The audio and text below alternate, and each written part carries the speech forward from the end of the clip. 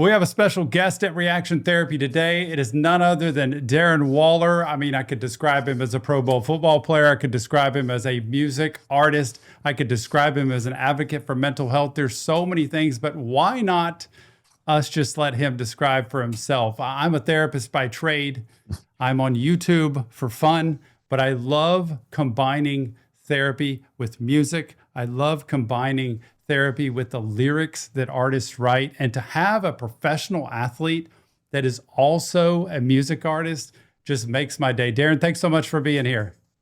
Yes, sir. Thanks for having me. I love what you guys are doing. Well, thank you so much. And I wanted to start out just for my own sake, honestly, to know, having been at the peak of the NFL, being able to play a sport that, my uncle was a professional baseball player for the Houston Astros in the 1980s. And I got the privilege of watching him grow up as I was a teenager. And I interviewed him later in my career. And he said, Tom, I was asking about being a professional athlete. He said, Tom, the truth is 1% of high school athletes get to go to college and play. And 1% of those amazing athletes that go to college get to play professionally. So there's a minuscule percentage of people that actually make it in that career. And I know the intensity. I work with a lot of higher level athletes in all different kinds of sports, from Division I athletes to professional athletes. And I know the pressures that climb as they get higher and higher. But compare your life as a professional football player, professional athlete, with your desire and your passion to be, quote unquote, a professional music artist and somebody who puts themselves out there. Which one's harder?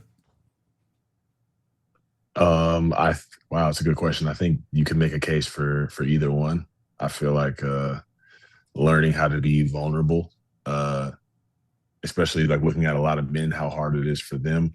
That's more difficult than going over the middle, trying to catch a ball, getting hit by three people, because there's a lot of guys that'll do that. But a lot of guys, even me included, took a while for me to really just start to open up and share my feelings and feel my emotions. A lot of times that can be harder because that's what I'm kind of putting on into my music a lot of the time. So I think the artists, I feel like with football, a lot of the times you can impose your will physically and athletically and kind of dominate, whereas you can't impose your will on an idea musically.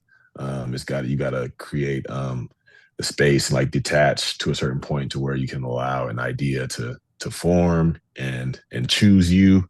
I think so. But yeah, I mean, football is extremely difficult as well. So you can make a case for both. You know what's interesting about that is with football and all of the fans and the people watching, you are applauded and cheered for the things you do, whether you make a tackle, whether you make a catch, what you have specific, I mean, it's transactional. In music, at least the way I look at it, you create something that is literally from inside you, and it's there for everybody else to say whether they like it or not. Like if you make a great catch in football, it's obvious that's what that was. But in music, you are really putting yourself out there. And I just wondered, how long did it take you to decide, all right, I'm going to put myself out there?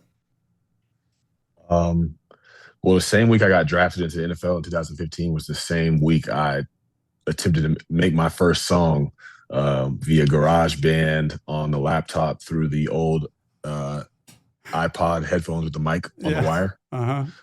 So it was that was when I was gonna start. And it's interesting that you made that comparison because football, being out on the field and knowing like you're in a flow and like making a bunch of plays, it's like I don't even have to check Twitter or Instagram when I get back. I already know people are like, this dude is balling, but like musically, you can make a song and put it out there and you have no idea what people's reactions are going to be. You can't force them to like it. You can't force them to play it or whatever it may be. So it's two different worlds. And it's always been like that for me. It's like stepping into music is more my human side and football is, there's some humanity in that you deal with a lot, but it's the performing aspect of me that there's a lot of layers as to why I feel like I've been successful in football.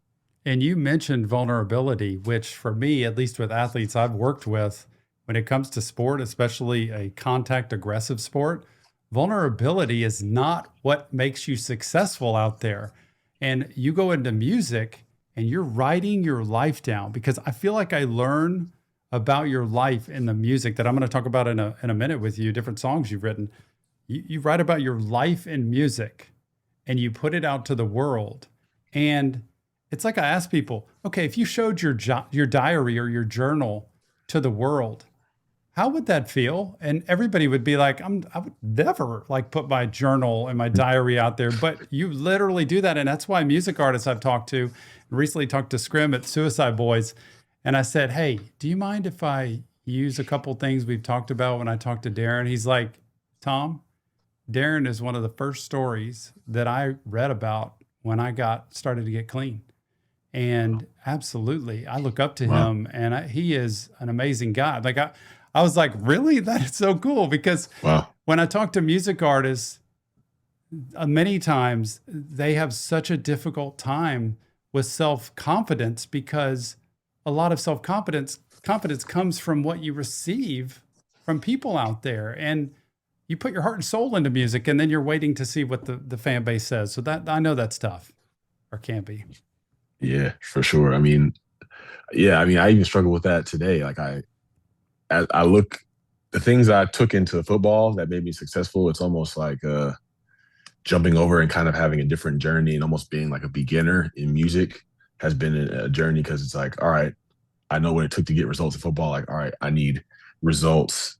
Football, you're stat driven, your values in your stats, your fantasy points, all these things. So it's like I naturally bring that over to music, to where it's like, all right, I need the streams, I need the views, I need the clicks, and that's not how it works. You can't Mm-hmm. just make that happen. Like there's grind. Like if you look at any artist, they had to grind and build for maybe even a decade sometimes Yeah. before things started to shift in that direction. So it's difficult for me sometimes to just be like, all right, like allow this to be its own journey and not project my own inner stuff onto it, because I have Yeah. some fears that underlie whether, like, if the music isn't successful, I'm afraid because of X, Y, and Z, you know? Mm-hmm. Tell me then, I cheated a little bit and I watched some interviews you've done already, because I wanted to learn a little bit about you. And one thing that intrigued me was your upbringing. And I remember you talking about, like, I came from a pretty regular life, and like the home, and there's not wild and crazy stories, at least what I could tell. Give me the just ballpark, 30-second picture of what it was like growing up, in terms of the family, in terms of your place in the family. Yeah, absolutely. It's something that continues to unfold as time goes along, because growing up, it's like I grew up in the suburbs. My parents both had jobs.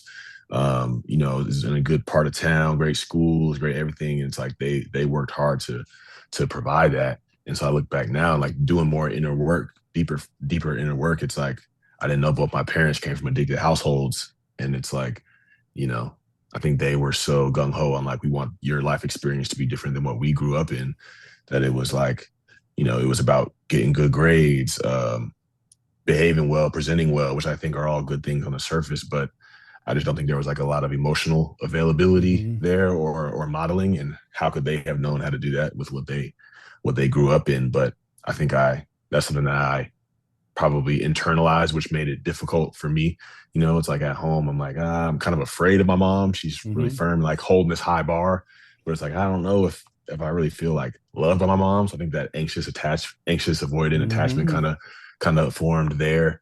And then I kind of take that out into the world with my peers. I'm like anxious avoidant with my peers. Like I want to be seen as valuable, lovable, likable.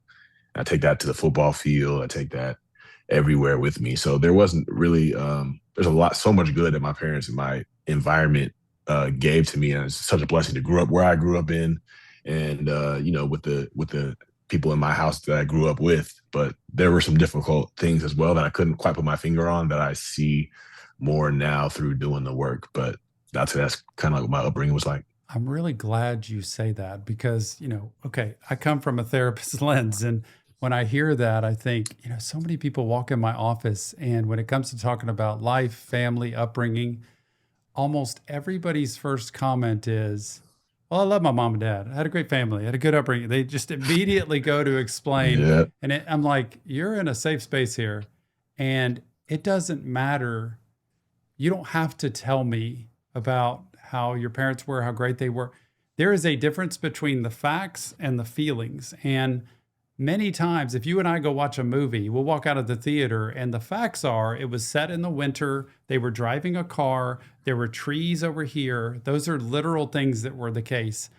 The feelings about it were totally different between you and I. You saw that movie very different than me, maybe. And growing up, I wish people would see what you just mentioned. And that comes from a lot of work, that comes from a lot of therapy.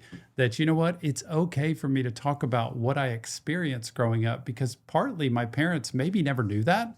And secondly, they did the best they can with what they have. And, generationally, nobody's perfected that to this point, that we try Right. to do the best we can. And so you're a role inside that family. And your parents might not have given you everything you needed or the environment, but that doesn't mean they weren't trying to be the best parents and do the best family. So I want people to Right. hear what you said because the first thing we need to do, at least in therapy, is not make excuses and not just defend. It's to talk literally about what was that like? Because that feeling of, you know, kind of not being enough or not being understood or not knowing how to do good enough actually translates to us doing other things like football. I mean, you happen to be great at that. Well, that gets you a lot of attention. That gets you kind of noticed for at least being somebody. That's why bullies in school, bullies in school don't want to be bullies. Like they're children. They Right. get noticed for that and they get an identity and they grab onto that. And I wish, and talk about recovery in a second, that people could understand the only way to recover is to be honest about where we came from, which started the trouble to begin with. And so thank you for saying that about your family. Is there any talk you do with your family about that today at all? Like what it was like for you to grow up in that compared to how it is now? Yeah, there's a guy I do a lot of one-on-one work with. He's been challenging me lately because we've been doing a lot of deep like work on the dynamic with my mom, and so he's challenging me to do that, and I feel the tension and the fear of doing that because it's like, as a kid, it's like like you said, like you mentioned before, like protecting our parents and be like they did so good. Like I love this child, and it's like if you feel like you speak against them in any way, it's like you're like this ungrateful punk kid that wasn't, appreciative of what he had growing up. But just learning how to advocate for myself and just like clear that with my parents, it still Yeah. like brings up a lot of fear, which shows how that dynamic of like, all right, let me make sure I meet all my mom's demands and then I'm okay. Hmm. And so then that becomes like, oh, let me please my peers and people around me, I'm okay. Let Yeah. me perform in football, I'm okay. Yeah. And I think that's a big step for me, and I'm just trying to like gather the courage to do that, I think. It takes time. Can you tell me where addiction in your life entered and what did it fix? Like, what did it cure? Not that it was great, but what did it do for you that changed your life? Yeah, it entered I would say 15 years old, like my sophomore year of high school with painkillers. My friends started finding them in their parents' medicine cabinet, and they were just like presented to me like, yo, like we took these, like they'll make you feel good. And it's like, at that time, I was pretty much like good grades, present well, and like drugs are bad. Like, but Hmm. at that time, I wasn't really seen as cool amongst my peers. I had been good at sports from early on, but like my first 2 years of high school, I was really small and like rode the bench on the high school team. And I had like an injury and was in a surgery and was out for a while. So it was like that one thing I was kind of like placing my value and trying to get validation from. It just wasn't working. And, not a lot, no attention from girls Hmm. for real. So it was just like feeling like a place of just like, I don't feel good. It's like something's presented to me in a way that'll make me feel good. I was like, I'll try it. And then it was just like, it felt Was it instant? amazing. Yeah, it was just within, like if you take a pill orally, I think within like 20 minutes, it's like the most warm, tingly feeling I've ever felt. And we just watched like Due Date in my friend's basement. And it was just like, this Hmm. is the greatest thing ever. And yeah, it just fixed a lot of like the anxiety and the Yeah. fears, like not knowing what to do with my feelings, not knowing feeling like I can't really express them anywhere. I don't have Yeah. like a safe place to land with them. Hmm. And so like numbing them was like, oh yeah, this is it. because like I need to numb them because all right, I got to get right back to keeping this 4.0 GPA. I got to get right back Mm-hmm. to getting in the weight room for football and trying to figure out how I can get on the field and how I can get stronger and how I can catch up to guys who are so far ahead of me physically. Yeah. How do I become impressive amongst my friends and peers and like I can actually get a girlfriend or something like that. So it's like numbing those feelings helped me to just like keep going forward and keep trying to achieve and perform, which I thought like if I performed well enough, I'd get all the things that I wanted, all the feelings that I wanted. That was the thought process behind it. And yeah. So when do you get to the point where you finally have achieved then? Like what's the and maybe there's not an answer, like I never got there, like because that may be the answer of, so when did it actually reach that? Um shoot, it never really did, you know, and that's through a lot of achievement through getting a scholarship to play Division 1 Yeah. football. And, you know, by that time it's like I'm having my pick of women that I can hang with and have relationships with and getting to college and like performing on the college level and going to the league and being in the league. And I mean, like even after getting sober and like my career transforming and all those things, it's like, I don't know if you're always chasing after something thinking that you can perform your way to it. It's almost like you're reinforcing a sense of lack to where it's like what I'm looking for is always somewhere else. Yeah. And if I can get there, but you never really get there because your life is always lived right here. Mm-hmm.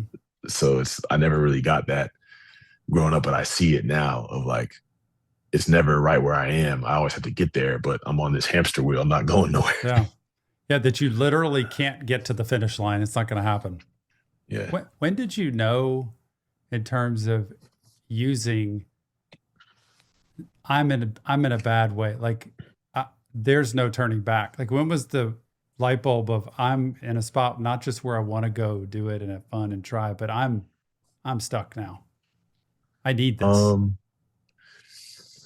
I would say probably once I got to the NFL, because I had so many consequences. I mean, by then I had been arrested 2 times, suspended from kicked off my high school basketball team, suspended twice from my college football team, and had gotten into the league and they were like threatening me with like, you know, you're going to be in the drug program. If you fail testing the drug program, you're going to get suspended and fined and all these things.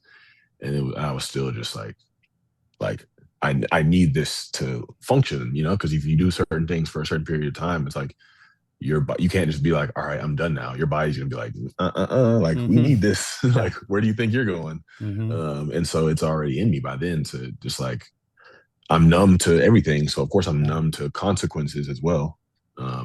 And I think once I'm in those first 2 years in the league, which were kind of leading up to where like I would say my bottom was, and I had a teammate that I would use with because I wouldn't really be around much other guys from the team outside of the building, and we would be trying to motivate each other to stop, and we just couldn't. It'd be like, oh, we're gonna stop. All right, this is gonna be the last time.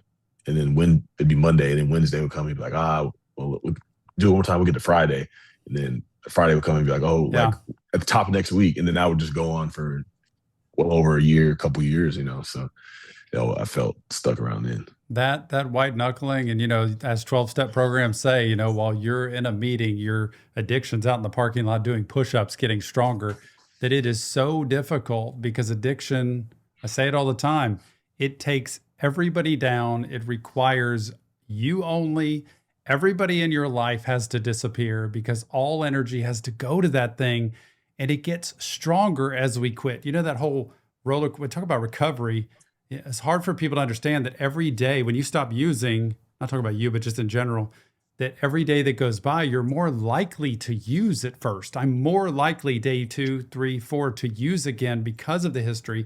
And then it gets to a certain plateau, and that could be 6 months, that could be a year, that could be somewhere down the line where all of a sudden I'm less likely day by day to use. And a lot of people don't understand, oh, wait a minute, you stop using, it gets harder, not easier. And for you, I remember seeing an interview where you said something about football, like it was almost like not a big deal that they were either kicking me out or punishing me. Like it almost sounded like it didn't matter at that moment because of what was going on in your life.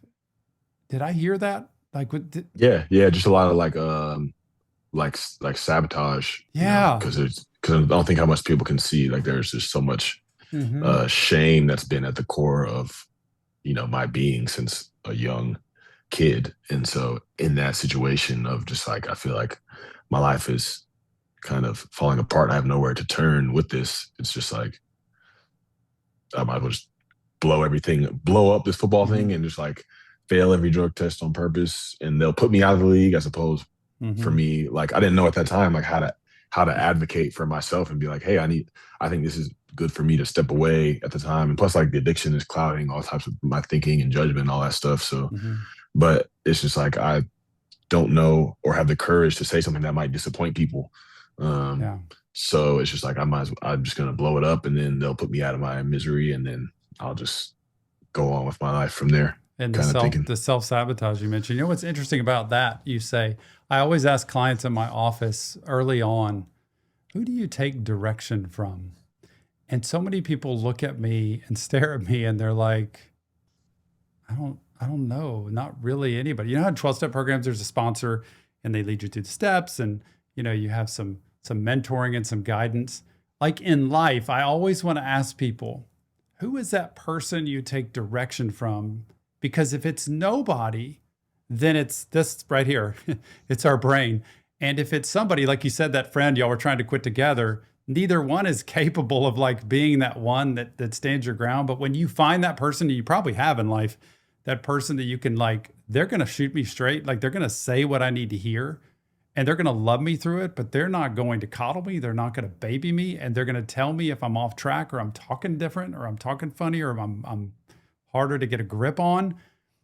Have you seen that in life? Like when you go back through addiction or using times where there just wasn't that person that was there for you to actually show you, just like the NFL. I'm shocked there's not enough mental health awareness to see help people before it ever gets to that point. But what do you think about that with somebody you take direction from?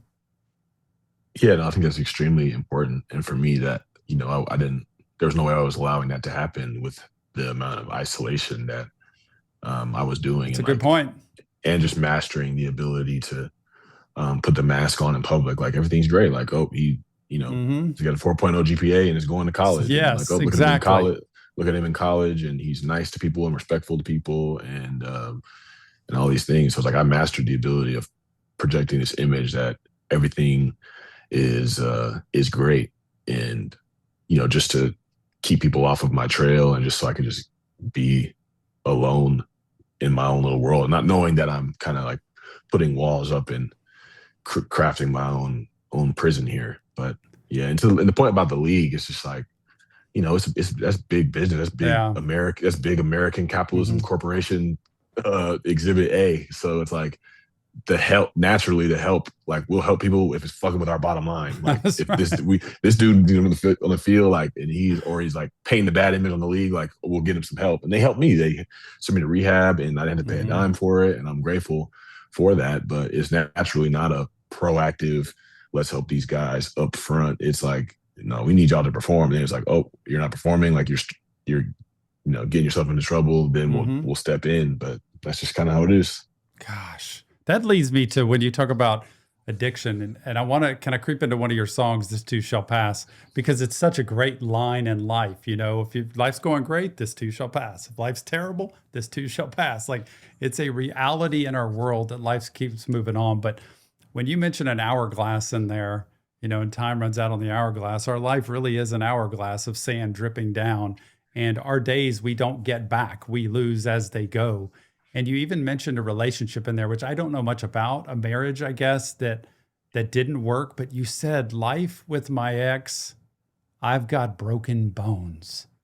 And I think it's a really telling line that it's not just, oh, well, that didn't work. No, it's like that hurt. That broke me in ways that I didn't expect. And nobody enters a marriage, I don't think, like, who cares? Like, it's no big deal. This isn't like dating a girl in high school. Like, what did that do to you? And what was that like? Yeah. So I mean, to the line I actually said like got children growing up in broken homes, life with my ass. So now I got broken bones. So it's Uh, just like referring to life. But I mean, that whole situation is like, that was yeah, that was a difficult situation. It's like another uh example of the sabotage and destroying. And it's kind of like learning through the work that I've done. There's a lot of like self abandonment that runs underneath a lot of things for me. And I noticed that in the progression of that relationship, and then like the sabotaging and things like that are a way for me to try to get back to like a place of like equanimity, or like getting back to center almost. mhm. Like, because I know I'm in this dynamic, in this thing, to where it's like I know like I haven't been advocating for myself, or having wants and needs, or and showing up, standing up for myself in a way that's like I'm a whole person in this thing. Um, which is painful, and resentments develop and all those things. Mhm. So it's like finding my way out of that is the same way I was trying to find my way out of the league. Um, so yeah, and that I think I'm freeing myself, but I'm also doing damage, not only to the other person and to the relationship, but to myself as well, which led to like a grief process after that that I Mhm. didn't anticipate would be as intense. Because like you said, nobody goes in like, I don't want this to work. It was like I wanted it to work, but I didn't know how many unconscious patterns were at the wheel for me, going through all that I had never even looked at. Yeah, the repeated sabotage that goes on because so many times it's easier to destroy something than it is to pour everything into it and to have either somebody leave you or somebody destroy it for you. It's so we self-sabotage so much. Do you think you'd ever get married again?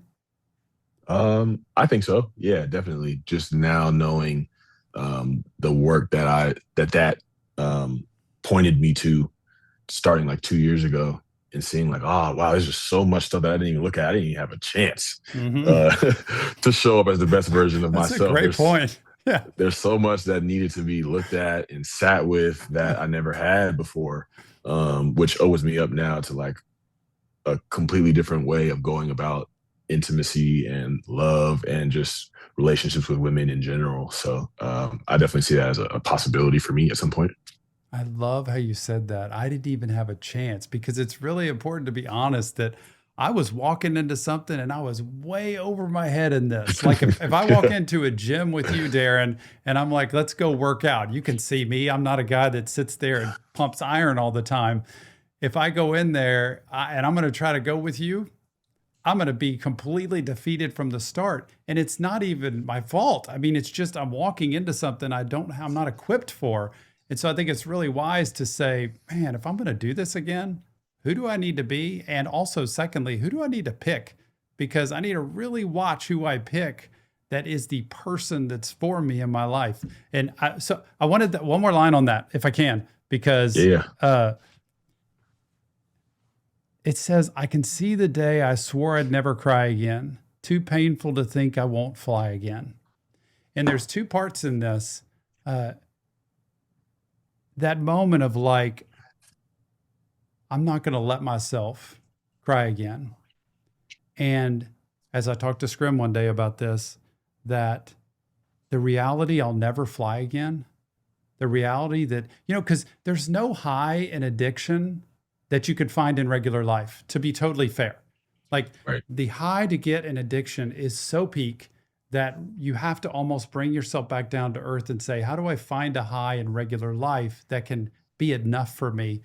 And it's so hard to come to grips with reality that, you know what? I'm not going to fly again. And maybe I'm reading it just from Tom's lens, but I wonder what you thought of that line of like never crying again and never flying again. Yeah, I think I'm bridging like two different parts of my life, because the first line, still can see the day I swore I'd never cry again. I was probably like somewhere between like 5 and 6, I imagine, 5, 6, 7.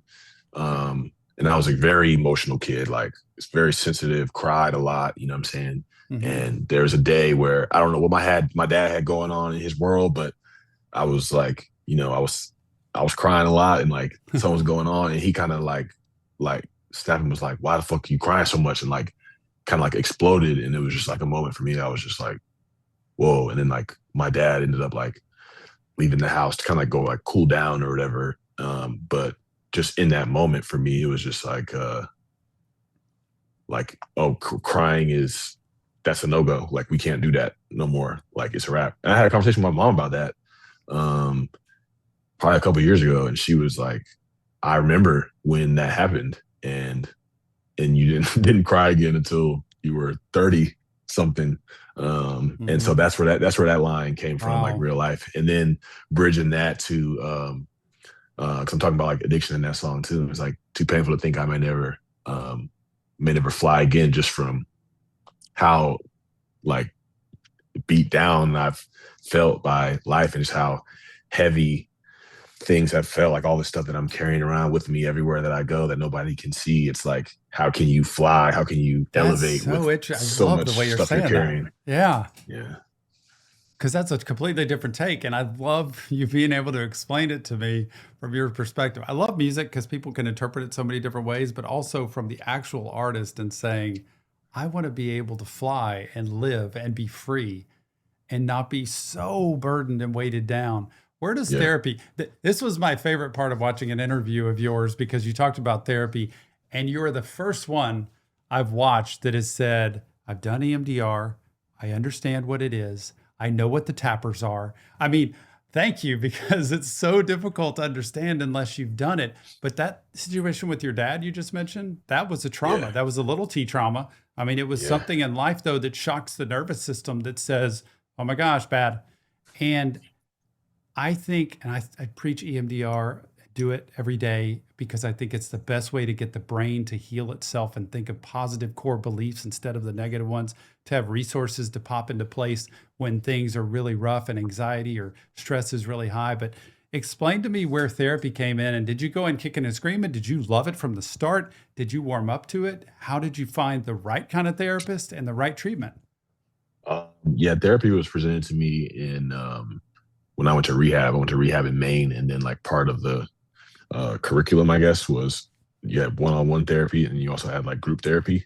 So that was like the first time talking to someone and starting to open up about things I had gone through, and I started to notice this pattern of like with the vulnerability, it was very difficult at first to get out.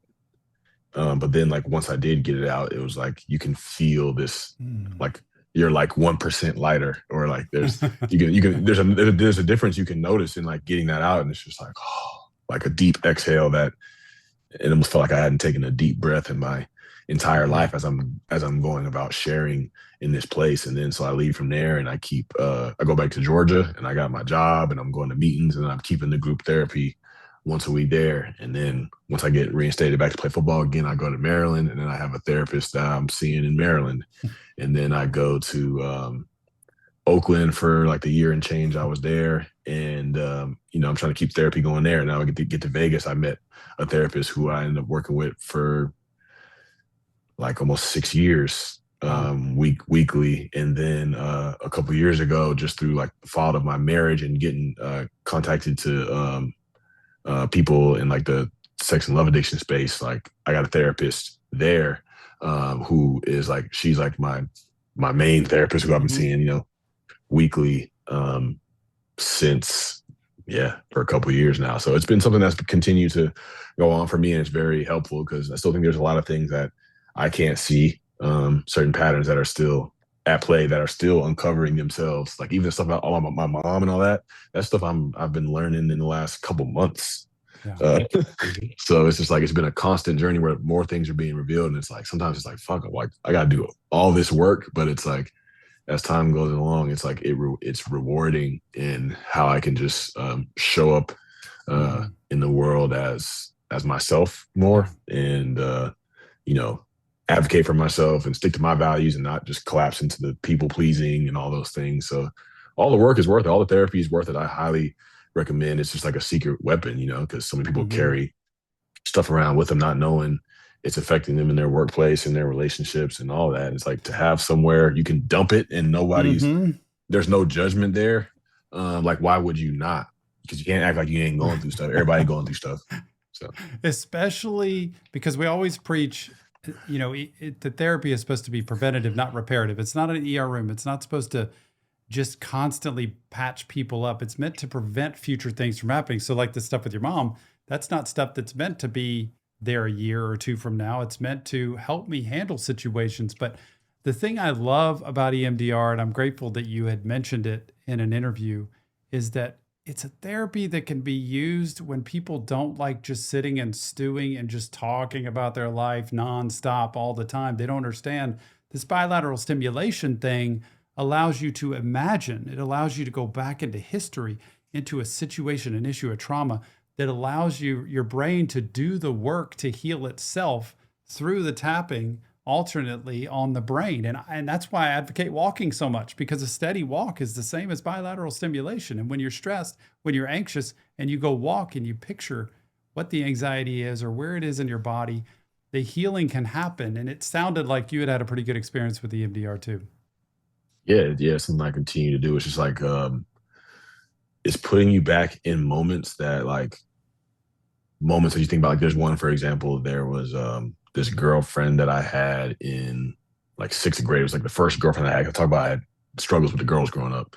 And we were going, there's like this teen club that we used to go to in middle school, and like everybody would go there. And I'm like, okay, like one night I'm about to meet my girlfriend there. And I get there and she's with some dude in the eighth grade in front of everybody that I know. And it's like that.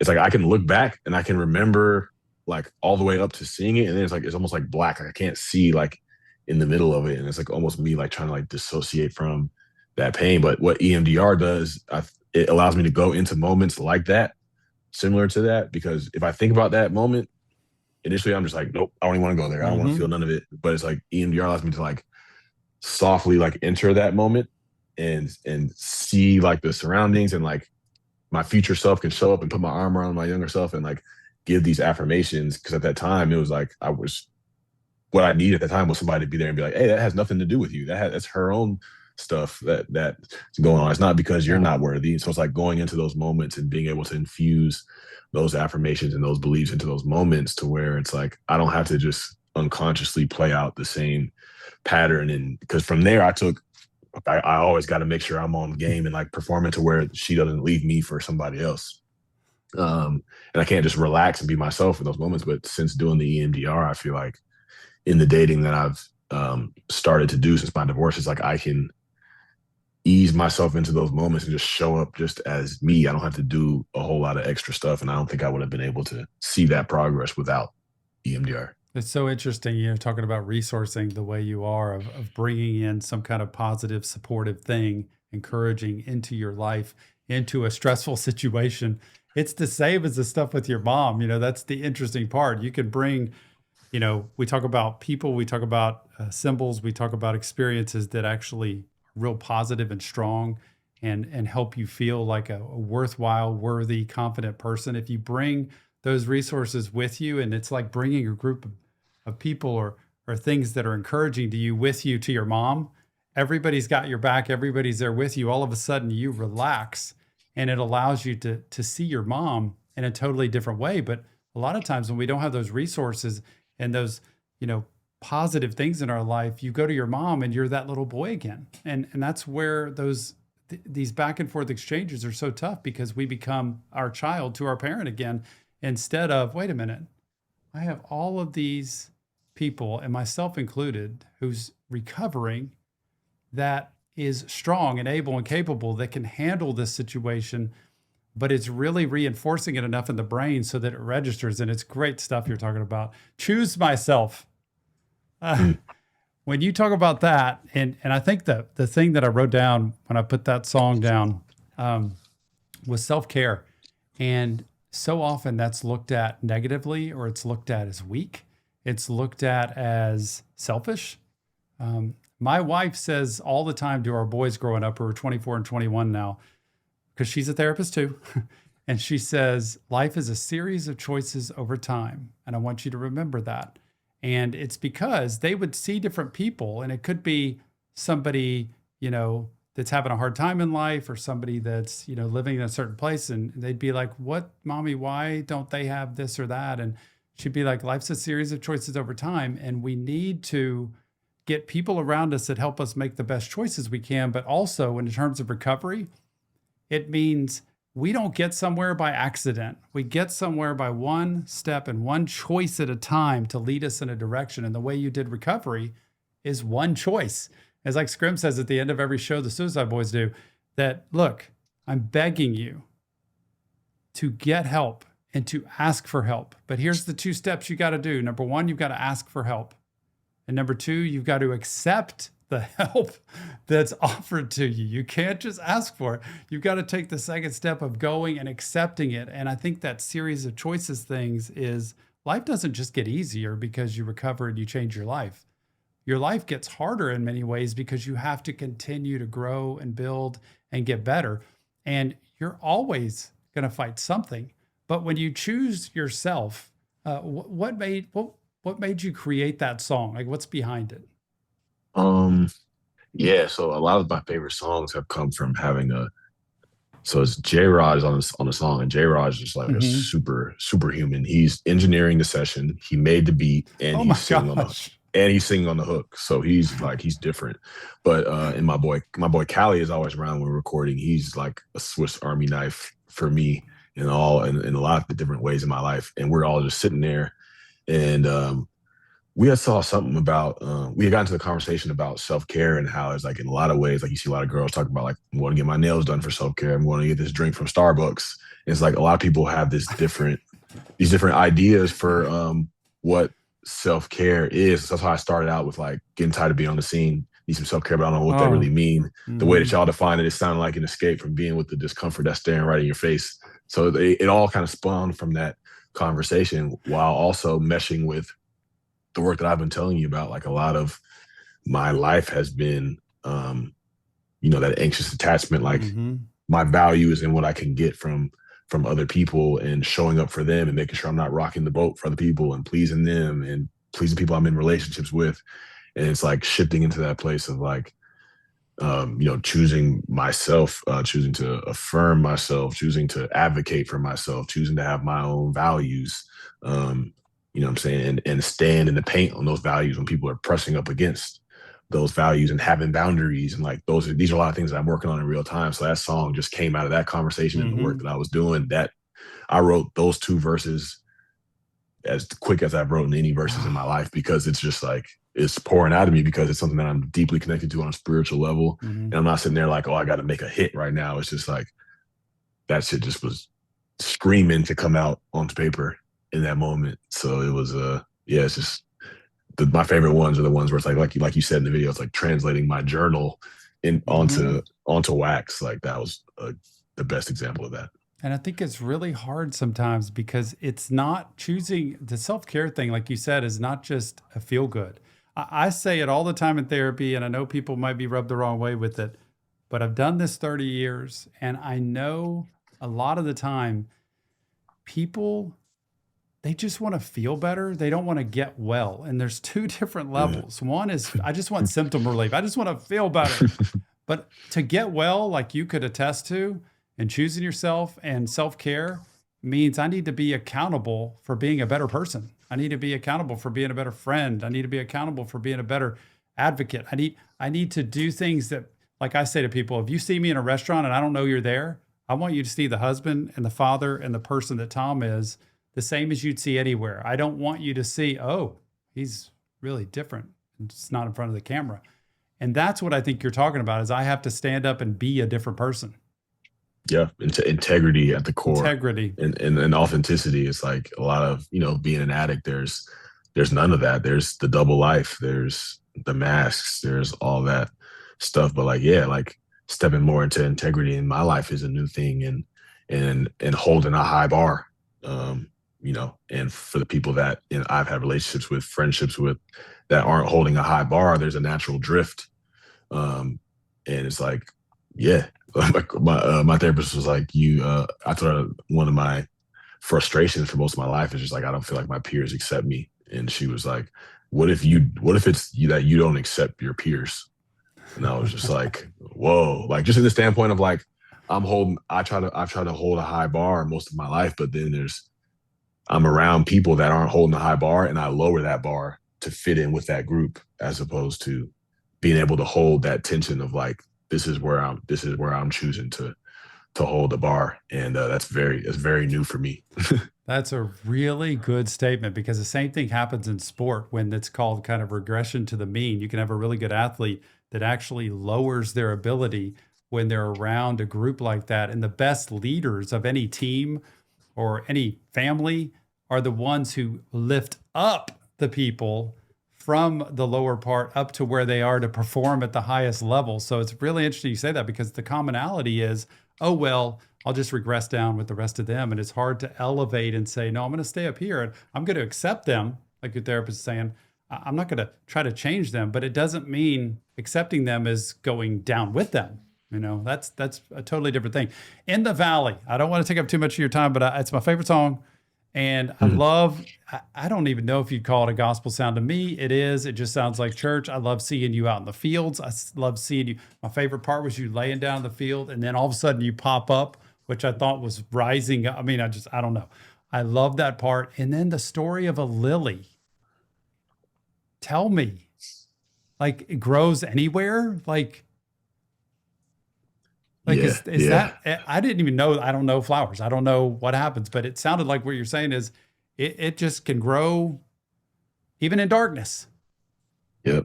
Yep. And so like it all started from J-Rod made the beat again.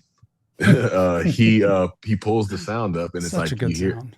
and it's like there's a lily in the valley and this bride is a morning star. And it's like just from hearing that, it's like, okay, there is a flower that is a beautiful flower.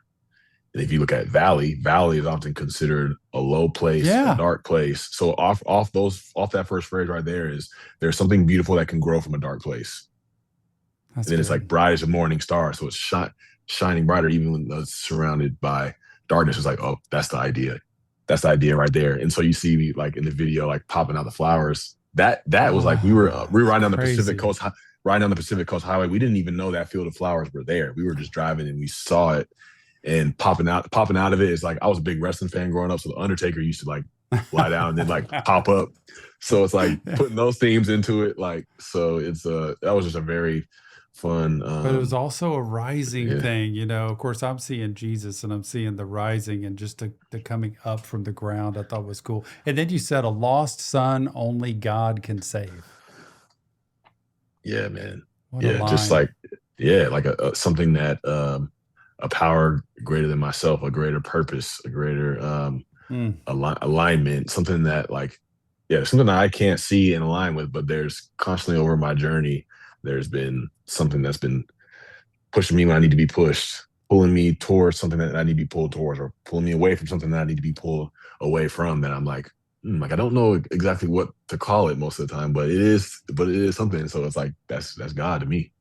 And my favorite line on that song is when you said, you see hopelessness, God sees a miracle. Yeah, I mean,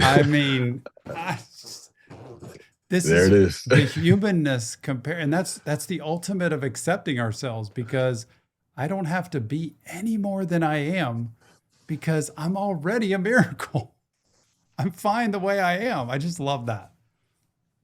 Yeah, and just like me hitting like when I had OD like back in 2017, and like that allowed me to just be like, all right, I'm open to something new. Right then, that was like more room than God ever had to work with right there. But just me being in that place to where I'm like, fuck, I don't know what to do. I don't know, because before that I had this illusion of like I'm in control, like I got this thing figured out. But in that moment where that fear comes in, and I just like, I don't know. Like that moment of it being so dark was like the first crack in the door for there to be like, all right, there's a different path now. Like if you want to walk this path, it's a different path. Yeah. And the first couple steps were offered to me right then and there. And my life is completely different than I ever thought it could be in so many ways. So that's really cool. It wouldn't happen if I wasn't there. That's so perfect. Great timing. Do you think you'll ever play football again? Yeah. No, I'm shoot. I mean, I've been training since the day after the Super Bowl. So after last season, returning out of retirement, and there's a lot of moments in the season that went well. So I was like, oh, I'm gonna play. But the league is about mitigating risk. I'm 34. I've had injuries. I've retired out the blue in my prime. So it's a younger, cheaper game. So we gotta endure the whole business thing, and then if there's an opportunity for me, it will present itself when it presents itself, like everything else good in life has up until this point. So just trying to keep that perspective. You know what I'm amazed at is how a couple things. Number one, how level-headed you are, at least in the way you describe everything in your life and what you've been through. Number two, the perspective you have of where you've been. And I always tell people in my office, I don't want you to dwell in the past. I want you to reflect on the past. It's good, like a bookshelf of books. You want to look up and see the books. That's your past. That's your life. I don't want you to go dwelling by grabbing a book, staring at chapter 12, the worst part of your life, and just becoming all of that. But reflect on it and realize that's where I've come from. And who do I want to be based on where I've been? And it's important to understand the past and the history, but you have a really good perspective and I think reflection on your life and where you've been. And I think you've developed such a great, outlook, and the positivity that you have is so impressive. Like, how do you want people to know you, to remember you, to think of you? How do you want people to see you? It's a great question. I think I'd want them to see me as somebody who was resilient and emerged through countless difficulties and seasons of adversity, and gain not only like wisdom through those, but I would say like a compassion and understanding for people in all their walks of life and all the burdens that they carry. Being able to be more compassionate and just curious about them as I'm curious in my own life, and taking risks and doing music and being out in nature and going having new experiences that I know nobody in my family has, or people that I even know even like having, like I'm going to Idaho this weekend just to be outside and stuff like that. Just like going and just like really standing in like, okay, I'm being exactly who I am. Is very unique. It might be different than a lot of people, but the courage to stand in that, and the courage to continue to press on through difficult seasons and reach points of where you can just, exhale and enjoy life with the people around you. Man, following right along with the Serenity Prayer there. That was beautiful the way you said that. I've never actually been to an NFL game. So it's interesting when I heard you talk about one time just the roar of a crowd of like 80,000 people and what it feels like in your body. And, we've talked a lot with EMDR about viscerally inside your body, how things react. But I've got to think, I selfishly would probably rather see you on stage performing your music and going to a concert that you're in. But I wonder if you imagine doing a concert and performing a show in an arena and what that feeling would be like compared to what you felt on the field before. And I think it might be a crazier rush than football, because football, it's like you're experiencing that rush, but it's also like, people are hitting me hard out here. Like, there's a lot, there's a lot going on here where like music is like, I'm just gonna go out here and I'm gonna just tear the stage up. Like, I don't got nothing on my mind but that, and leaving a imprint, and people can feel the energy of my lyrics and stuff like that. So yeah, the music and performing, like I haven't even performed in anything close to an arena, but I'll perform in front of like 20 people and I feel like I'm having an outer body experience. So I know the arena would be completely different. Yeah. That's really cool. I mean, you are a rare breed, Darren, being able to be so multi-talented in different areas. And I think sometimes that actually is more challenging than just being really skilled in one area. And so for you to be able to stay balanced, have perspective, and be able to, just live life on life's terms the way you're doing it is impressive to me. I'm grateful to you for taking the time. I'm grateful for you to share your life with people, because I think there's healing. I think there's redemption in healing people and hearing people's recovery.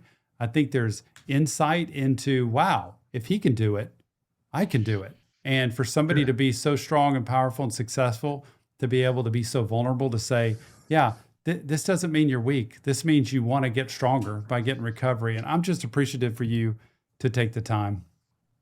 Yeah, no, appreciate you having me, man. These are the conversations that I love having so much, and I appreciate you having your voice and bringing a lot of healing and truth to people everywhere. So yeah, honored to be here. Well, thank you. I'm on the Darren Waller journey at this point.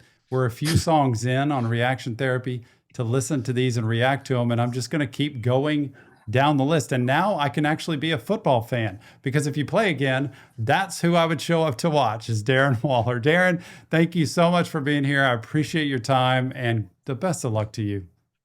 Yes, sir. Thank you.